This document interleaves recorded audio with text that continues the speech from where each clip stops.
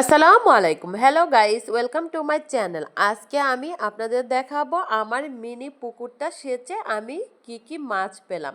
তো আমার অনেক গাইসটাই মনে করেন আমার মিনি পুকুরের মাছগুলো মনে হয় মরা।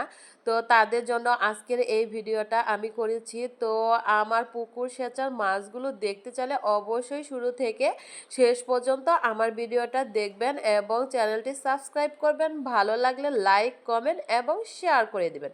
আমার পুকুরটা ছোট্ট হলেও কিন্তু অনেক গভীর, পুকুরে কিন্তু মাছও আছে প্রচুর। তো আমি আপনাদের দেখাবো আমার পুকুরে কি কি মাছ আছে। এখানে বিভিন্ন জাতের মাছ আছে, আর আমার পুকুরের মাছগুলো একদমই দেশীয় মাছ।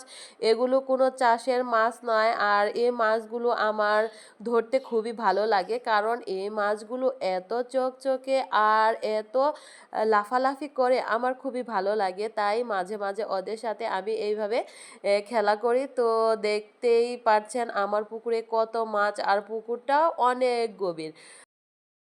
আর দেখেন আমার পুকুর সেচা শুরু হয়ে গেছে। আমার পুকুরে কিন্তু অনেক পানি আছে, আর পুকুরটা অনেক গভীর, সেচতেও অনেক সময় লাগবে। তো আমি ধীরে ধীরে পুকুরটা সেচার কাজ করতেছি। আর পুকুরটা সেচতে আমার বেশ কষ্টই হচ্ছে, কারণ এত পানিগুলো তো আমি একদম সেচে শেষ করতে পারছি না। আর পুকুরের নিচে যে কি মাছ আছে তো আপনারা দেখতেই পারবেন। আর এখানে অনেক ধরনের আমার মিনি পুকুরে মাছ আছে, তারপরে কাঁকড়া আছে, সাপও মনে হয় আছে, কারণ অনেক আগে আমি আমার মিনি পুকুরে একটি সাপও দেখতে পাচ্ছিলাম। তো আপনারা অবশ্যই আমার ভিডিওটা দেখবেন। তো আমার পুকুরে কি কি মাছ আছে এটা দেখার জন্য আপনাদের অবশ্যই আমার সাথে থাকতে হবে। এই তো পুকুর প্রায় সেচা শেষ হয়ে গেছে, অল্প পরিমাণ পানি আছে। দেখেন মাছগুলো কি লাফানো। আর অল্প পরিমাণ পানি আমি বড় পাতিলটা দিয়ে সেচতে পারছি না, তাই ছোট সাইজের একটি পাতিল নিয়ে নিয়েছি। ছোট সাইজের পাতিলটা দিয়ে আমি মাছ পানি সেচা শুরু করেছি। মাছগুলো কেমন লাফালাফি করছে, ওরা খুবই ভয় পাচ্ছে। পানি একদম শুকিয়ে আসছে। এখান থেকে আমি কিছু মাছ খাওয়ার জন্য রাখবো, আর পানিটা পরিষ্কার করে আবার নতুন পানি দিয়ে আমি কিছু মাছ আবার পুকুরে ছেড়ে দিব। দেখতেই পাচ্ছেন আমার পুকুরে কি দামি দামি মাছগুলো আছে। তো প্রথমে আমি ধরে ফেলবো বড় সাইজের একটা মিনি মাছ। এটা কিন্তু অনেক দামি মাছ, আর এটা খেতেও ভীষণ মজা। আর আমার পুকুরের মাছগুলো তো কোনো কথাই নেই, এগুলো খুবই মজাদার এবং সুস্বাদু হয়ে থাকে। আজকে আমি খাওয়ার জন্য কিছু মিনি মাছ তুলে নিব।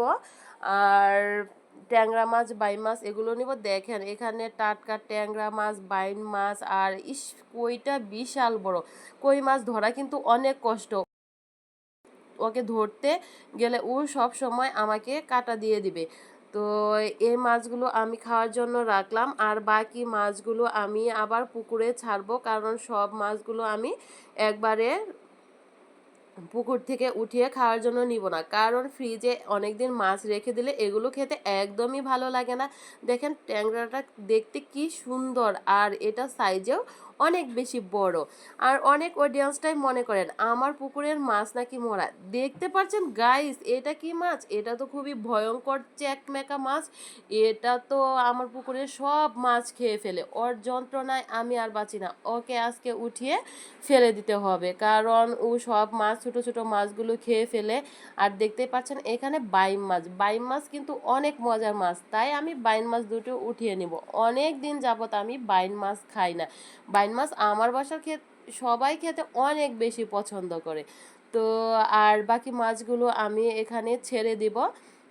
আর আস্তে আস্তে কয়েকদিন পর পর আমি এভাবে আমার পুকুরটা সেচে খাওয়ার জন্য কিছু মাছ রাখি, আর কিছু মাছ ছেড়ে দিই। এটা কি মাছ বলেন তো গাইজ? এটা হচ্ছে টাকি মাছ, অনেকে এটাকে লাটি মাছও বলে থাকে। এ মাছের ভর্তাটা খেতে কিন্তু অনেক বেশি মজা।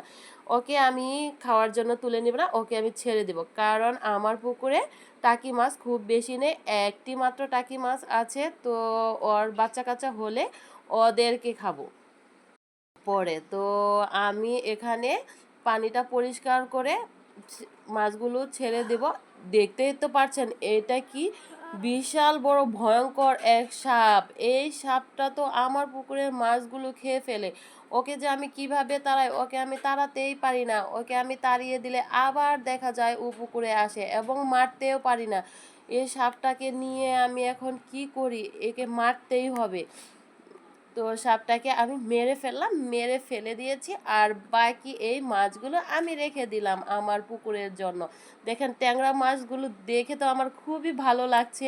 ট্যাংরা মাছগুলো খেতে কিন্তু ভীষণ মজা। এগুলো কিন্তু নদীর ট্যাংরা বা চাষের ট্যাংরা নয়, এগুলো হচ্ছে অরিজিনাল দেশি ট্যাংরা, আর এগুলো খেতেও অনেক মজা। ট্যাংরাগুলো অনেক ছোট ছিল।